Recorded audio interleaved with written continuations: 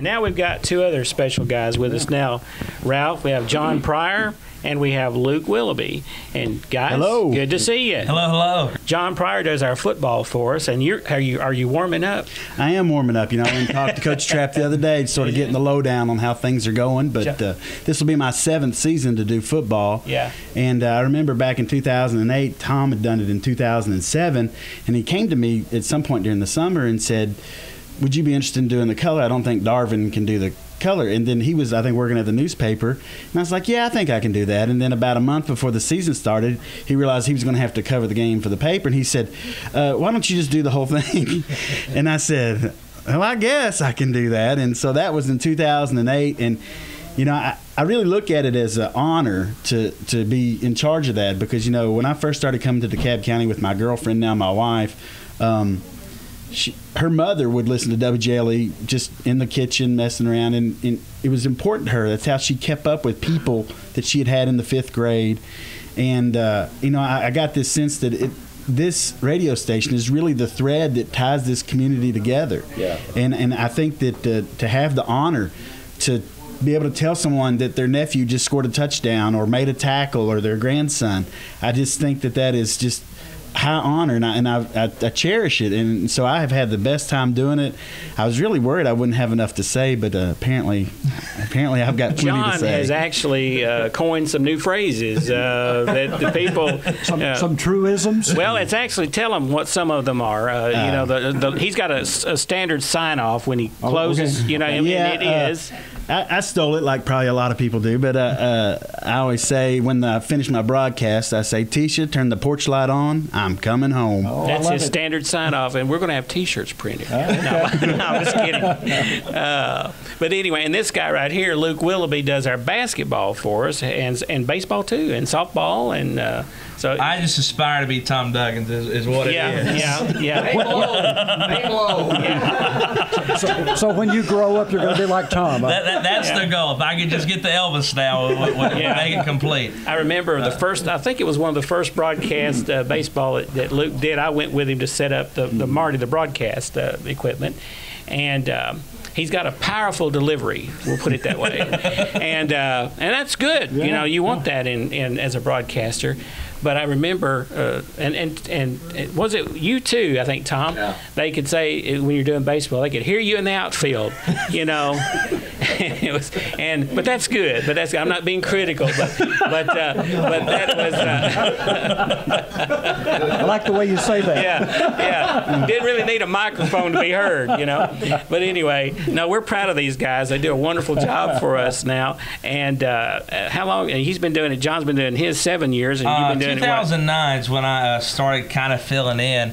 Tom is actually the person who kind of got me started into this. We were at a Cannon County basketball game, and we were cutting up. Tom was always really good to come and meet with the students because when you write and cover these people, it always helps if you know them a little bit. And we were cutting up before a game, and I wanted to be known I didn't play anything. I was the manager for Linus Martin, and I just joked. I said, "You need a color guy," and he said, "Well, how about you do it?" And I just kind of tossed it aside, and we had the district tournament coming up.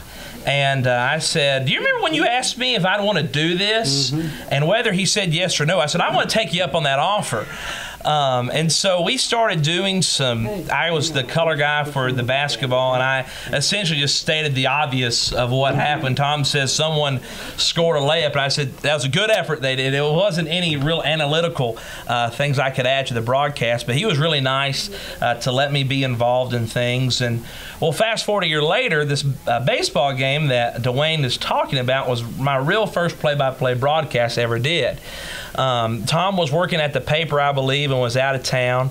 JohnPryor was out of town. I think Darvin was out of town. And they were playing in the region finals, and they needed a baseball guy.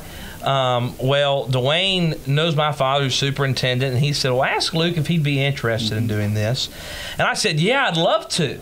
would love to. I thought it'd be a bad time to tell Dwayne I'd never been to a high school baseball game. I didn't know where you parked to go to the high school baseball games. But from then on, the baseball team actually went to the state tournament. And the neat thing about both John and myself is when we started getting involved in this, the teams just had historic seasons. And I've told people that John and I both have been able to be good news broadcasters.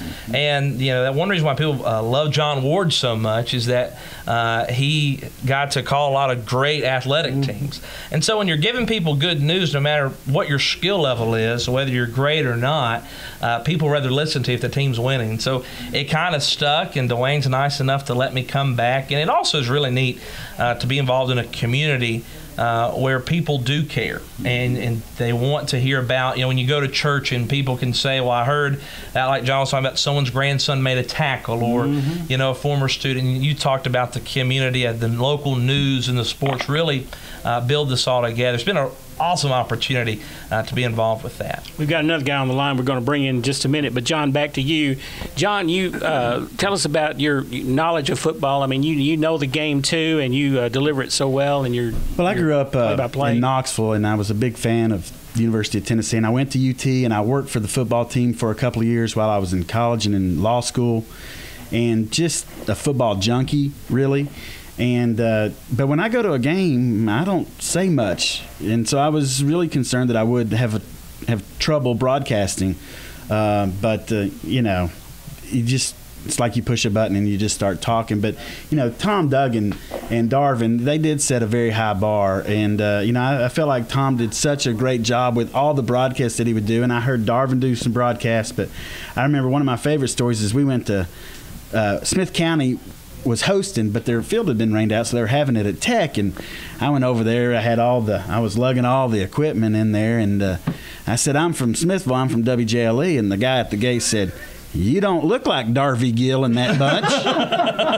Darby Gill? Darby Gill in that bunch. But they are known around the area as being broadcasters from Smithville, and so just like Luke, I'm trying to live up to the bar that those two set over there.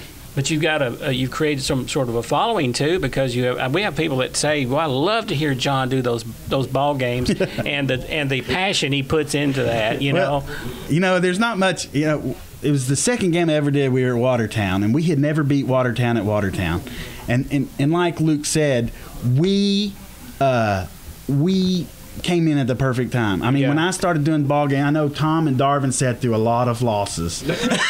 And that first year, I think we were bad luck. That first year, we were 9-3 and made it to the second round of the state playoffs. Yeah.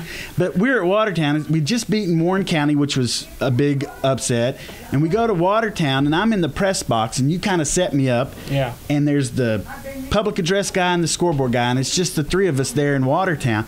And I didn't realize how excited I was getting, but as the game got late, we were trying to hold them off and run out the clock, and we hit a big play and scored a touchdown, and I was saying, "Can you feel it? Can you feel it?" And I turned and looked, and these two guys in their purple jersey or purple shirts looked at me, and I was like, "I am so sorry, guys." Yeah, and I'm up there with you. Yeah. And I've got a story on him I'm going to tell.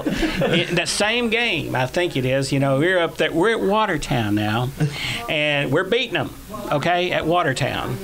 And we're coming out of a break, and John he says, "We're back in Watertown, the speed trap capital of the world." And there's Watertown people on both sides of us. I'm saying, we're not going to get out of here. And so, but I think about that. But it was a fun night. The filter that I have between my brain and my mouth, it goes away when the radio turns on. I don't know how that happens, but yeah. But both of you do just a great job. Any other memories about what you've been able to experience so far? Well, I want to say, being a part of the broadcast, and I went to college and was fortunate enough, because of my experience at WJLE, I got a scholarship to work in the sports information department. And when I told them, they wanted me really just to sort of be a statistician. But one time they had a guy who was out, and they said, we need someone to fill in a spot.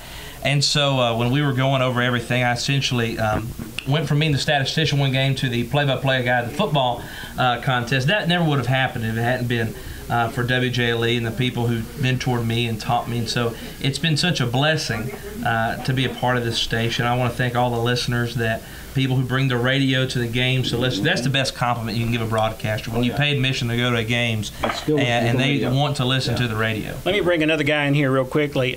Freddie Curtis is on the line. Freddie, are you still with us? I'm still with you guys. How you guys doing? All right. Freddie now has helped us do some summertime. Well, you did some basketball for us. Is that right? A year or two ago? Right after Tom left, and you were trying to fill in some time, and it was quite an experience going from public address like I'd done for DeKalb County High School baseball to doing basketball, and then doing the baseball play-by-play, and it was an incredible experience. I'll put it that way. You did some basketball when Luke couldn't do it, and then you did some baseball year before last. So it was particularly interesting on the Cannon County games, and Darvin can relate to this.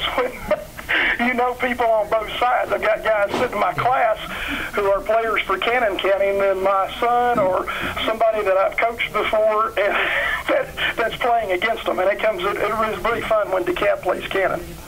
All right. Now, I know you've done some games. You got any special memories, Freddie, you want to pass along here? I guess the guys can relate to my first broadcast, just wondering how I was doing. And, you look at a lot of these good broadcasters, like Ward is what Luke talked about, and some of those others. And I grew up listening to Kurt Gowdy and describing baseball, and just using some of the euphemisms that we think about on the air. And it's been fun doing it. But doing it when you got, I guess the biggest thing, my son Evan hit his only home run in high school, and I was behind the mic. When that ball went out, I said, it's gone. Got excited, didn't you? Got one proud dad behind the microphone. It's all I could say as Evan came in. And then I was trying to do public address as well as broadcast on the radio for, that's pretty tough. That is very tough, that was tough doing that. Yeah. And when your son hits a home run for the first time in high school, it was just amazing. Yeah. Well, guys, we really appreciate all you do. John, you got some more memories? Well, no, I just wanted to say thank you to Dwayne. I mean, you really improved the quality of life here, because the way you cover news events, the way you tell us what happened at city council meetings and at school board meetings, and, at county commission meetings, and just helping people become informed and stay up with what's going on. I know you work so hard, and I've always really admired you, and I think you're a real asset to DeKalb County, and I just thank you for the opportunity you've given me. Well, thank you, John. We appreciate you, Luke. How about Freddie? your signature, John? How did you always sign off? Tisha, turn the porch light on. I'm a coming home. All right. Thanks, guys. Thank y'all for having us. Appreciate it.